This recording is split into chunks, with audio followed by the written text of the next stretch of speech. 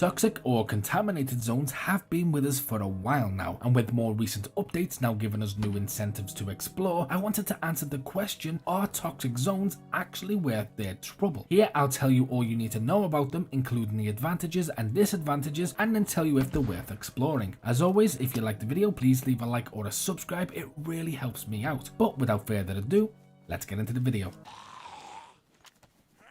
What the hell did I just witness? Parkour. Parkour.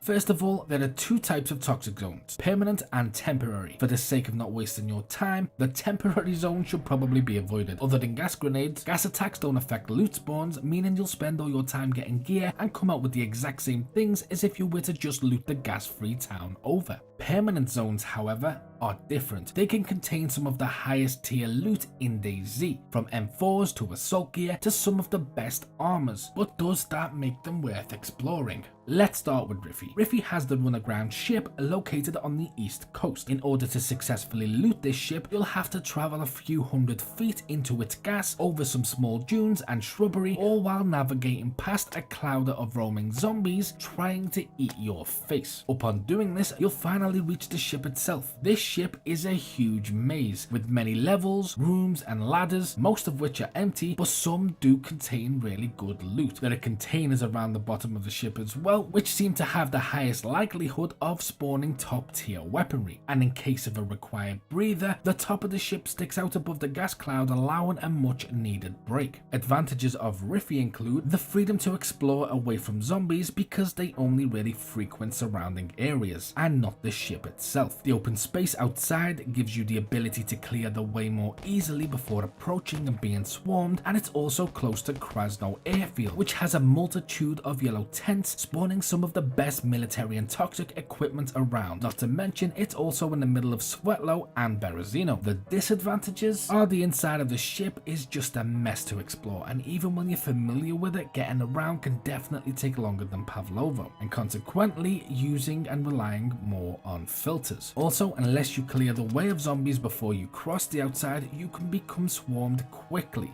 And in addition to this, crossing a stretch of marshland to and from safely can use up to half a filter before you've even looted your first item.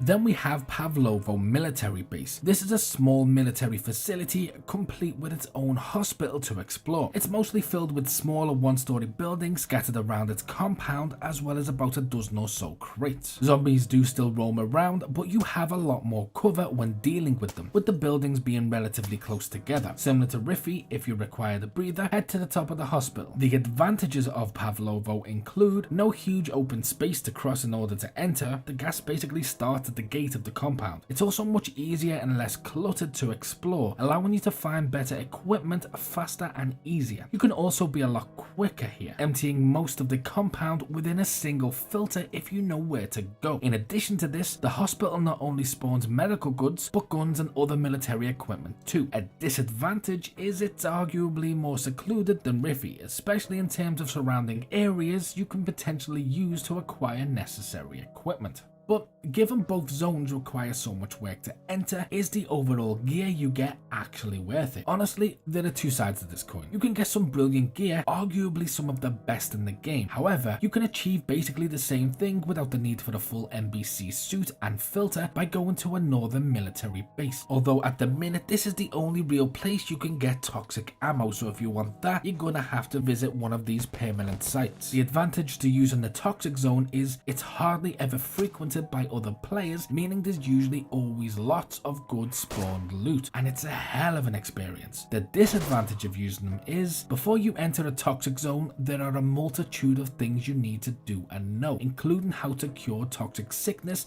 and how the filter system works. But for the only guide you should ever need to learn all of that, click here. And as always, until next time.